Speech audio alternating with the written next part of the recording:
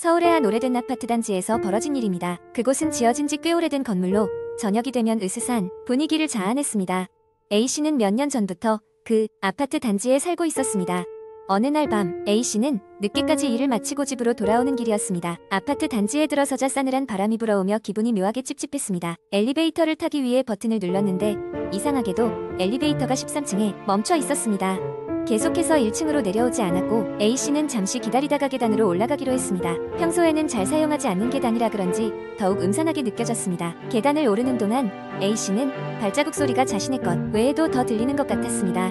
처음에는 바람소리려니 생각했지만 몇 층을 오를 때마다 점점 더 가까워지는 소리에 불안함이 엄습했습니다. 혹시나 해서 뒤를 돌아봤지만 아무것도 보이지 않았습니다. 꺼림칙한 마음으로 발걸음을 재촉해 집으로 향했습니다. 다음 날 A씨는 아파트 관리사무소에 들러 엘리베이터가 왜 고장났었는지 물었습니다. 하지만 관리인은 엘리베이터에 아무런 문제가 없었다고 답했습니다. 찜찜한 마음을 안고 A씨는 그 일을 잊어보려 했습니다. 그런데 며칠 뒤 비슷한 일이 또 벌어졌습니다. 이번에는 밤늦게 퇴근하지 않았습니다. 밤 9시쯤에 집에 도착해 엘리베이터를 기다리는데 또다시 13층에서 내려오지 않는 겁니다. 이상한 기운에 휩싸인 A씨는 다시 계단을 사용해야 했습니다. 이번에는 휴대폰의 플래시를 켜고 주변을 비추며 조심스럽게 걸었습니다. 그런데 8층쯤 올라왔을 때 누군가 뒤에서 같이 가요 라는 속삭임이 들렸습니다. 놀라 뒤를 돌아봤지만 아무도 없었습니다. 겁에 질린 A씨는 그 자리에서 급히 달려 집으로 들어갔습니다. 그리고 즉시 문을 잠그고 불을 켰습니다. 떨리는 손으로 물 한 잔을 마시며 진정하려 노력했지만 마음이 쉽게 가라앉지 않았습니다. 그날 밤 A씨는 좀처럼 잠에 들 수가 없었습니다. 며칠이 지나고 A씨는 아파트 단지의 인터넷 커뮤니티에 들어갔습니다. 그리고 그곳에서 믿기 힘드는 이야기를 발견하게 되었습니다. 최근 수개월 동안 같은 아파트에 사는 몇몇 주민이 심야에 엘리베이터가 13층에서 이상하게 멈춰있고 계단에서 이상한 소리를 들었다는 글을 올린 겁니다. 그리고 그 13층에는 몇 달 전에 안 좋은 일이 있었다는 소문도 있었습니다. 한 중년 남성이 그곳에서 불의사고로 세상을 떠났다는 것이었습니다. A씨는 그 글을 보고 더욱 불안해졌습니다. 같은 이야기를 겪은 사람들의 경험담을 읽으며 그 현상이 단순한 기분 탓이 아닐 수도 있다는 생각이 들었습니다. 그날 이후로 A씨는 늦은 시간에 혼자 엘리베이터를 타지 않기로 결심했습니다. 종종 밤늦게 돌아오는 날이면 아파트 단지를 지나는데 나도 모르게 주변의 소리에 귀 기울이며 불안을 느끼곤 했습니다. 그리고 여전히 간헐적으로 들려오는 같이 가요 라는 잔잔한 목소리는 A씨의 밤을 위협했습니다. 오랜 시간이 지나 그 단지는 재건축이 결정되었습니다. 많은 사람들은 안도했고 아파트는 세월의 흔적을 남긴 채 역사 속으로 사라졌습니다. 하지만 그곳을 지나던 주민이라면 누구나 한 번쯤은 그 13층과 계단에서의 경험을 기억할 것입니다. 그리고 새로운 건물이 세워진 뒤에도 그 소문은 쉽게 사라지지 않았습니다. 이 이야기는 단지 허구일 수도 어딘가에서 실제로 일어난 일일 수도 있습니다. 다만 우리는 때때로 과거의 흔적이 현재에 영향을 미칠 수 있다는 것을 기억해야 할 것입니다. 두 번째 이야기, 어느 작은 시골 마을에 에림이라는 여성이 살고 있었다. 그녀는 도시에서의 치열한 삶에 지쳐 고요하고 한적한 마을로 이사오게 되었다. 이곳은 마치 시간이 멈춘 듯한 느낌이 들었고 그녀는 그런 평화로움이 마음에 들었다. 해림은 마을 외곽 숲에 인접한 작은 집을 임대하였다. 집 주위 숲속에서 새들의 지저귀과 바람에 흔들리는 나뭇잎 소리는 그녀에게 그간 잊고 지내던 자연의 조용하지만 강력한 존재감을 일깨워주었다. 첫 일주일은 아무런 특별한 일 없이 지나갔다. 밤이 되면 해림은 거실 창밖으로 어두워진 숲을 바라보며 따뜻한 차 한 잔을 즐겼다. 하지만 어느 날 밤 창밖에서 뭔가 이상한 소리가 들렸다. 마치 낮은 울음소리 같기도 하고 흩날리는 바람에 간신히 들리는 희미한 속삭임 같았다.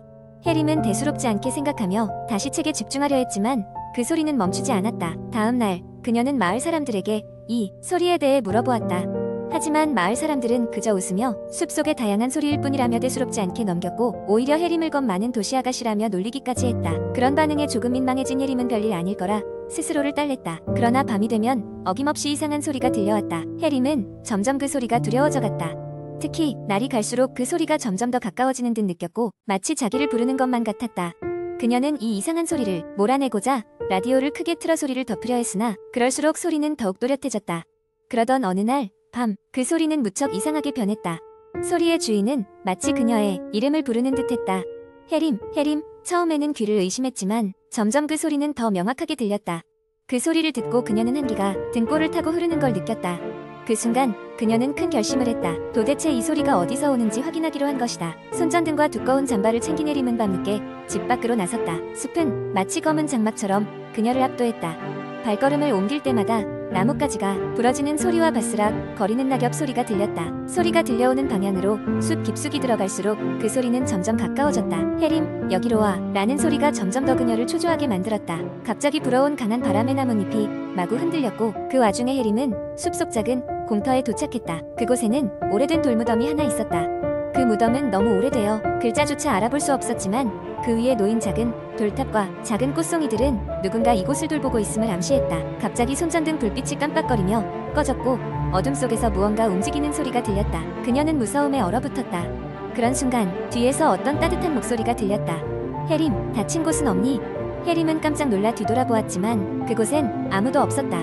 정신을 차린 그녀는 급히 집으로 돌아왔다. 그녀는 밤을 꼬박 새우며 이 모든 것이 무엇을 의미하는지 고민했다. 아침 해가 떠오르고 그녀는 다시 마을로 나갔다. 이번에는 마을에서 70년 넘게 산 할머니를 찾아갔다. 할머니는 숲의 무덤과 이 소리에 대해 해림에게 조심스레 설명해 주었다. 그 무덤은 이 마을에서 가장 아름답고 슬픈 전설을 간직하고 있단다. 아주 옛날 그곳에 살던 한 소녀가 있었고 그녀는 이 마을에서 가장 사랑스러운 사람이었지. 하지만 어느 날 그녀는 아무도 모르게 숲속 깊은 곳으로 사라지고 말았단다.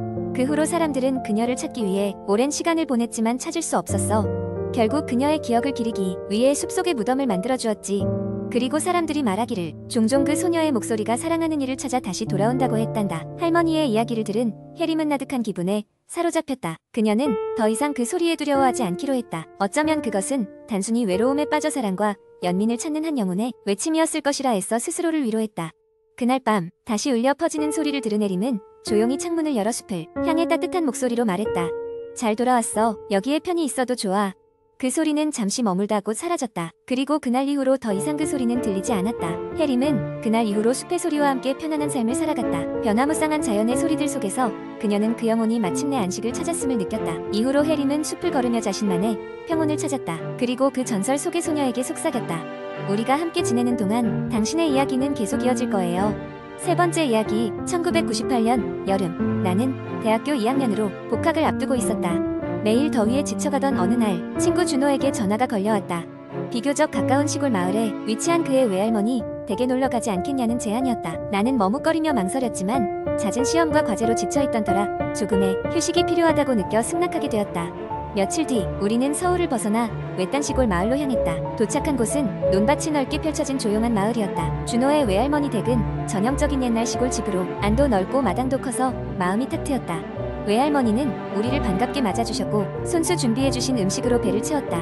저녁이 되자 마을은 금세 고요해졌다. 도시의 불빛과 소음에 익숙한 나로서는 생경한 풍경이었다. 그날 밤 우리는 마당에 작은 모닥불을 피우고 먹을거리를 나누며 담소를 나누었다. 이야기하다 보니 자연스럽게 무서운 이야기가 나왔다.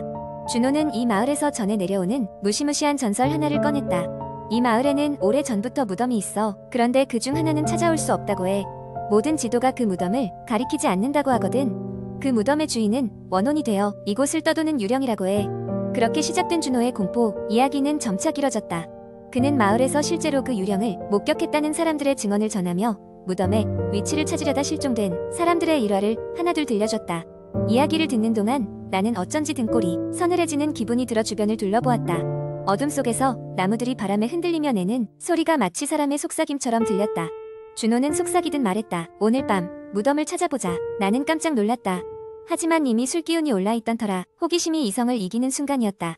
우리는 후레쉬와 간단한 준비물을 챙긴 후 어두운 산길로 접어들었다. 그 길은 마을 뒷산으로 이어졌고 곳곳에 과거의 묘비들이 서 있었다. 숲속은 매우 조용했다. 나뭇잎이 스치는 소리, 발밑에 나무 가지가 부러지는 소리, 그리고 간혹 어디선가 들려오는 부엉이 울음소리만이 감돌았다. 우리는 습기를 머금은 밤공기를 헤치며 무덤을 찾기 시작했다. 얼마나 걸었을까? 앞서 가던 준호가 갑자기 걸음을 멈추며 나를 돌아보았다. 여기서 이상한 소리 들리지 않아? 귀를 기울여보니 누군가 작은 소리로 우는 듯한 소리가 어렴풋이 들려왔다. 단순한 착각이라고 넘기기에는 너무 생생했다. 준호는 알 수 없는 그 소리를 따라 발걸음을 옮겼고 나도 뒤따랐다. 소리는 점점 가까워졌다. 그런데 그 순간 우리의 후레쉬 불빛이 비친 곳에 웅크리고 앉아있는 그림자 하나가 보였다. 준호와 나는 숨을 죽인 채 그 그림자에 다가갔고 이내 믿을 수 없는 광경을 목격하고 말았다. 그것은 정말로 사람의 형상이었다. 아니, 사람의 형상을 한 유령이라고밖에 설명할 수 없었다. 무언가 당장이라도 달려올 것 같은 그 존재는 순간적으로 우리를 바라봤다. 그와 동시에 이상한 소리는 뚝 그쳤고 어느새 주위의 모든 소리가 사라진 것처럼 주변이 고요해졌다. 우리는 있는 힘껏 숲을 빠져나와 마을로 내달렸다. 그날 밤 준호의 외할머니는 겁에 질린 우리를 보고 말씀하셨다. 그곳엔 정말 가면 안 되는 곳이란다. 다음날 우리는 서둘러 서울로 돌아왔다. 그 이후로 그 마을에 대한 얘기는 피하려 했다. 그러나 가끔씩 어둠 속에 홀로 서 있을 때면 그날 밤의 느낌이 떠올라 소름이 돋곤 했다. 아직도 그 무덤이 어딘가 존재할지, 그리고 그날 본 유령이 정말 무엇이었을지 가끔 생각하면서도 결코 다시는 확인하고 싶지 않았다. 이후 그 마을은 많은 게 변화했다고 들었다. 하지만 그 숲과 무덤에 대한 것은 아무도 모른다. 그리고 그 누구도 다시는 그곳에 다가가지 않았다. 그 시절의 공포는 여전히 내 기억 속 깊이 남아있다.